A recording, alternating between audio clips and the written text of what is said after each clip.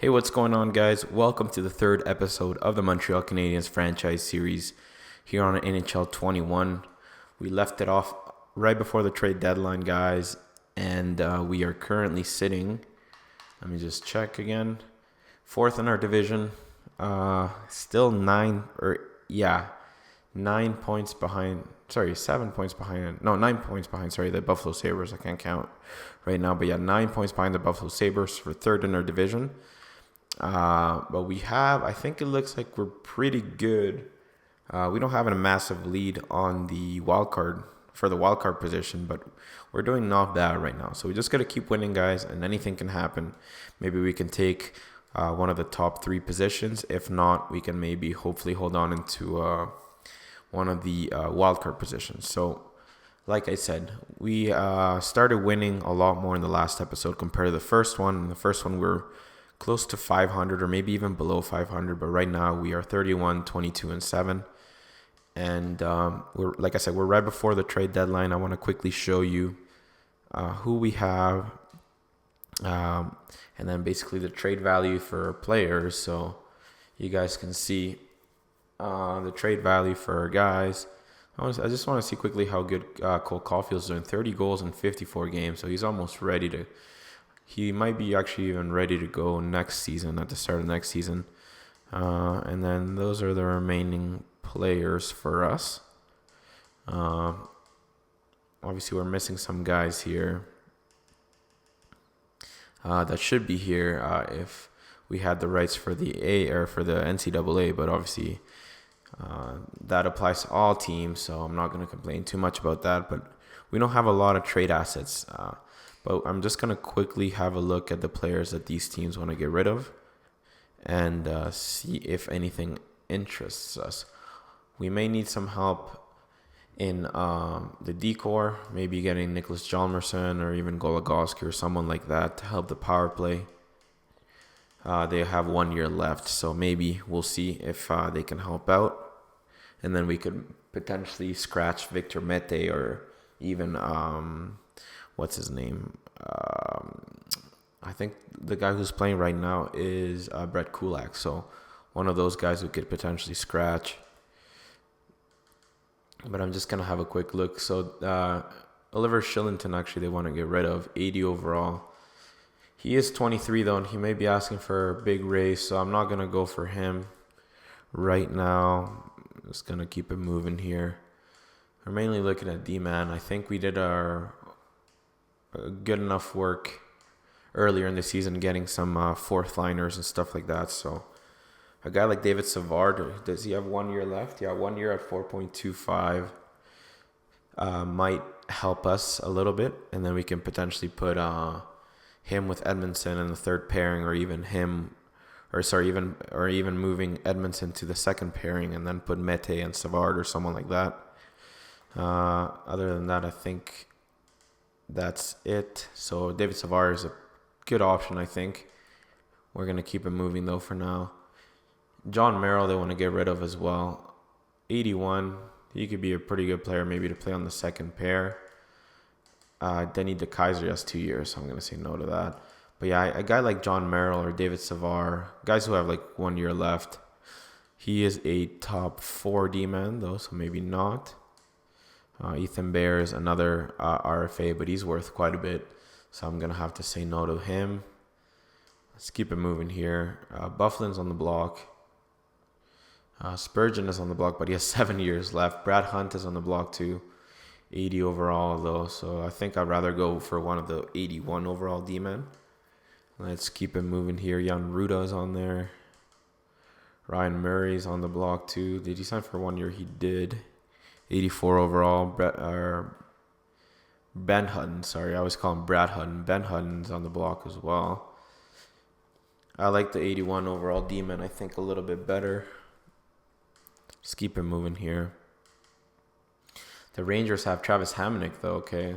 Why is his... He only has 1 year left at 2.56, so maybe he's even a better player to go get after.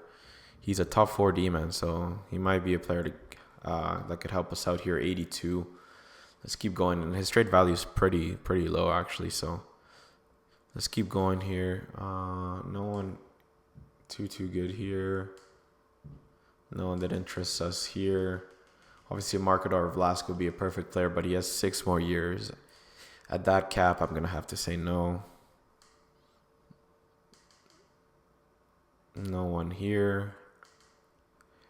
Did they sign Dermott, or is he still an RFA? So they have 2 RFAs, the Leafs do. A little crazy here. They haven't been able to sign them. Quinn Hughes is on the block, but Colson's on the block as well. So they want to get rid of a lot of these guys. Edler, 1 year. So maybe if we can go after Edler might be our top priority here. But we'll have to see. Edler and Petrie sounds like a pretty good pairing, or even Edler and Weber. He's on the block, so maybe. We'll keep it moving for now. Haig, 79. I'm going to have to say no to him. No one here. That's too good. Well, let me see. Yeah. Sami Niku, but he's a RFA again. So all these teams don't have enough money to sign a lot of these players. So let me try and actually trade for Alex Edler right now. We have the potential to get into the playoffs and make some damage, but we got to keep in mind that he's a rental, so we don't want to overpay. I'm going to see who I can put here on the trade block for a potential trade with Alex Edler, and I'll bring you guys back. So give me a second here, guys. All right, guys. So I'm trying to make a trade here. Xavier Ouellet, who has 2 more years, top 6 D-man, 79. So he's not terrible. And a second for Alex Edler. I don't know if that'll even go through. Oh, and it actually did. Trade accepted. Perfect. So we actually have our top 4 D-men here. I don't even think we even need to make too many changes after that. I'm just going to have a quick look here first and just confirm that we don't have anything else to make. So I think Danault might have grown to 84. I don't know if he was previously 84 or not, but yeah, so 84 for Danault, and now we have another 83 here who might be able to, he's going to take Kulak's position. So where is Edler? Scratched. Is he in the AHL? Okay, I have to go back and see the roster moves here, and we have to bring him up and potentially bring someone else down. So just give me a second here.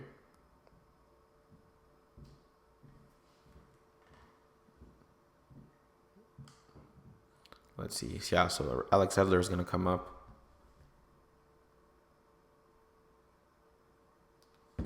Perfect. So, and I think we see Noah Juleson at 79. So if anything happens, he might be able to come up. Any injuries or anything, he will be the player coming up. So I think we have our players now. We're going to get rid of Kulak here and put Edler here instead. Okay, so Edler and Weber still get a +3. Now Vince Dunn and Petrie get a +1, so that's fine. And then Edmondson and Mete get a 0, so that should be all right. Let me just check here the specialty teams. And 4-on-4, sure, that should be fine. Let me actually put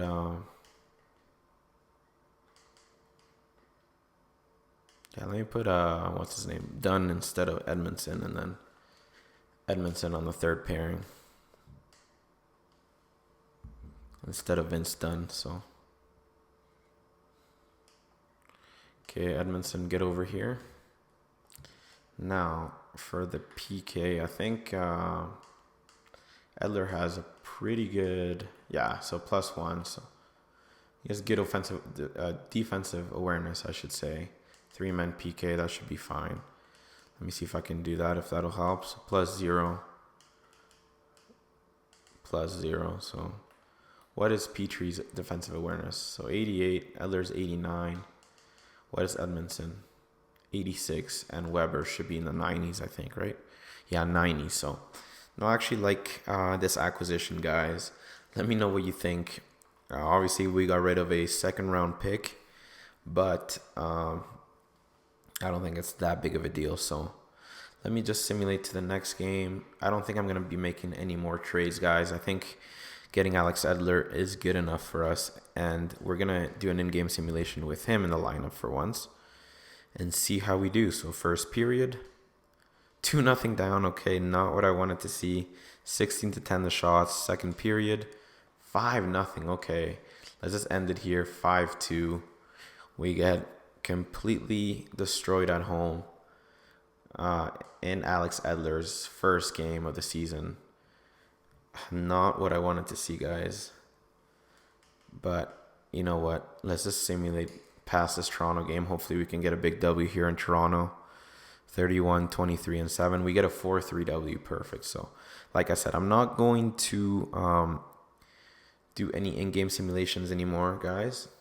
Before the last stretch, I do want to have a quick look at the lines, not the lines, sorry, the point getters, and see who is producing for us. So, Gallagher, Toffoli, still the top, and Durant top 3. Tatar's there. Kotkaniemi's doing well. Weber as well. Suzuki kind of has picked it up, actually. He's tied Dano up for the points. So his shooting percentage is a little bit crap, but hopefully next year he can grow that a little bit. So like I said, if we happen to go on a losing streak or something like that, I will maybe change Dunn and Edler and see what happens. But I'm gonna simulate a few games, see how we do. So we are buyers, so let's see if we do get anything. Let's just enter the trade deadline, actually, because we haven't done any of that yet. So the players available: Dustin Byfuglien, okay.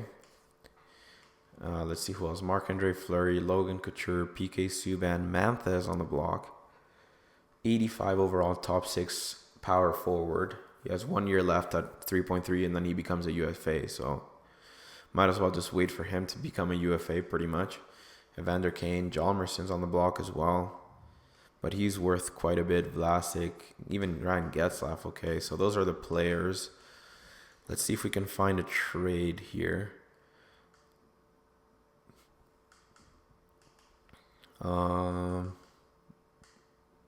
Yeah, I don't know if I should. Let's see if anybody wants Mishak, for example. Let's just find trades, see if anybody's interested in Mishak. Third and a fourth. No, are you kidding me? All thirds and a fourth? No, thank you. So that's pretty much how the trade deadline looks like. It goes pretty much minute by minute. It's 6:26, so you probably have like 10 minutes to go until the trade deadline or something like that. So yeah, but I mean, we already had a look at the trade block. So let's just actually have a quick look at the trade summary, see if there's been any trades. So Colin Wilson was acquired by Washington from Columbus for Connor McMichael and a 5th round pick. Okay. Arizona acquired Zenishin, a 3rd round pick in 2022, and a player named Steen for Jason Demers and a 3rd. Okay. Nothing too interesting, I think. So yeah, that's pretty much what the trade deadline screen looks like, guys. I'm not going to make any trades, like I said, so I'm just going to exit it now. But maybe next year we save our trades for the trade deadline screen, see if anything else pops up. But I'm sure there's going to be a lot of movement in this universe of the NHL 2020-2021 season. But yeah, let's just wait until we get back to the screen here and we can continue simulating a few weeks at a time. So we lose a game against the Devils in the shootout, but we come back and win against Detroit. Can we win against the New York Rangers? We don't, but we win against the Pittsburgh Penguins. Okay, so where are we sitting right now in our division? So this is very, very important to check every time we stop the simulation. So 76 points. We're getting actually closer to the Sabres. So let's just do a quick in-game simulation here in Los Angeles in the Staples Center. See how we can do here. First period, 1-0 down. Second period, 2-1 down. Josh Anderson scores for us. Can we come back here? And we get completely destroyed. So I'm not going to do any in-game simulations anymore, guys, for a little bit now, because we keep getting destroyed every time I do the in-game simulation. So let's go 1 week at a time. Stop it every week, every 3 games or so, and see if we can get closer to the Buffalo Sabres. So we win 2 games right there. Can we win against Detroit? We haven't been able to play yet, but we are 4 points behind the Buffalo Sabres. So let me just do one more quick simulation, see if it works. If it doesn't, probably will stop first period. 2-1 for us. Giroux and Gallagher. Ryan Suzuki is actually on the Detroit Red Wings, so he's playing for them. Second period, 2-1 still. Third period, they win. So I'm actually going to have to stop doing these in-game simulations because we seem to not be able to get the W. So I'm going to go, like I said, 3 games at a time. Hopefully we can get on a winning streak here. We lose 5-1 against the Islanders. We win against the Hawks, though. So it was very, very important to go back and get a win here. So we have a few players that we have uncovered now. Atu Ratty, we knew he was going to be the first overall. Martinson and Sutter. We don't have Zachary Sutter from Russia for some reason. But we do have Owen Power, medium elite. Kent Johnson. These 2 players are 2 players that I created, actually. Trevor Wong is here as well. Luke Hughes is another player that we created. Zachary Leroux. Ty top 6. Bonikarovsky here. Yulanen, Dylan Hunter. Harry Simpson. So we need to uncover a few more of these players. I know Jesper Wallstad. I'm pretty sure he's a medium elite. And I'm pretty sure Daniil Chayka is a top 4 or something like that. Brent Clark is here. So we're still waiting for some of these players to pretty much be uncovered. So we get 2 wins in a row there. So that's nice to see. We're still sitting 3 points behind the Sabres. So let's simulate a few more days here, a few more games. So 38, 27, and 8. Another W for the Montreal Canadiens and another one against the Sabres. That was huge. But we lose 2 games in a row. So let's see where we're sitting at now. 7-1 and 6-3 against the Carolina Hurricanes and the Florida Panthers. So we're back to sitting 3 points down, I should say. We have lost 2 games in a row. So let me actually just do a quick in-game simulation. Hopefully we can get a W here against the Columbus Blue Jackets. We don't have too many games left. Yeah, so we're going to be ending against the Toronto Maple Leafs right here. So, yeah, so let's just do one quick in-game simulation. Hopefully we can get a W here. We haven't gotten an in-game simulation win in a while. So, come on, boys. First period. 0-0, 11-10 the shots. Second period. 2-2 to Foley and Suzuki score for us. Texier and Lewis score for them. We have the edge in shots, 28-20. Come on, boys. Third period, get the W, and we do. Jesperi Kotkaniemi scores for us the game-winning goal here in the third. Kotkaniemi with 2 points gets the first star. Price with 28 saves gets the second star, I should say. So finally, we get a W here in an in-game simulation. Let's just keep it going. Why not? Do another in-game simulation against the Winnipeg Jets. They don't have the greatest of records. So first period here, 0-0, 10-4 the shots for them. Come on, boys. Let's have a good second here. Down 1-0. And in the third, we get destroyed 4-1. So the in-game simulation one is back at it again. So let's just go 2 more games, and then we'll do an in-game simulation against the Toronto Maple Leafs, see how we do here. We beat the Tampa Bay Lightning 4-2, and then we lose against the Caps, but we have 92 points. What about the other teams there? I want to see exactly where we're sitting at, see if there's a chance that we get kicked out of the playoffs. I think we have it pretty much secured here. We have 92 points. The Flyers, who are the closest team outside of the playoffs, have 89, so with 1 game to go. So I'm pretty sure we've made the playoffs now. We are 6-4 in our last 10. Hopefully we can go 7-3 before this game is over. So first period, 2-0 down. Second period, 2-1. And we absolutely explode in the third. 6-3 here. So nice to see. Nice to finish the season with a big W here against the Leafs. You guys can see the top 3 stars. And let's continue and have a quick look at who our playoff opponents are going to be and how our players did in the 82-game season. So it looks like Gallagher was our first leading point getter. So 32 goals, 35 assists for 67 points. That has to be his best season overall, I think. Oh, yeah, by far. Almost 70 points for him. Even his his second best goal scoring season in his career. So very, very good season by Brendan Gallagher, the veteran now. Jonathan Drouin had a really good season as well, 64 points. This is his best season here. Very nice to see. 30 goals as well. So first time he's hitting 30 goals. Tatar had a really good season. Weber had a very, very good season as well. Jesperi Kotkaniemi almost hit the 60-point mark. For sure his best season overall. Very nice to see. Toffoli 58 points. Danault 45. Suzuki 43. Anderson 39. Nice to see almost 20 goals here for... I'm pretty sure he's playing third line or fourth line minutes. So he is doing very, very good. Ryan Poehling 30 points in 55 games. An absolute stud. You guys can see the rest of the players. Tennessee didn't do that great, but that's okay. Vince Dunn had 20 points in 69 games. Victor Mete, you guys can see Kulak, all those guys. Let's just have a quick look at Carey Price's stats. 3.10 goals against average and 900 save percentage.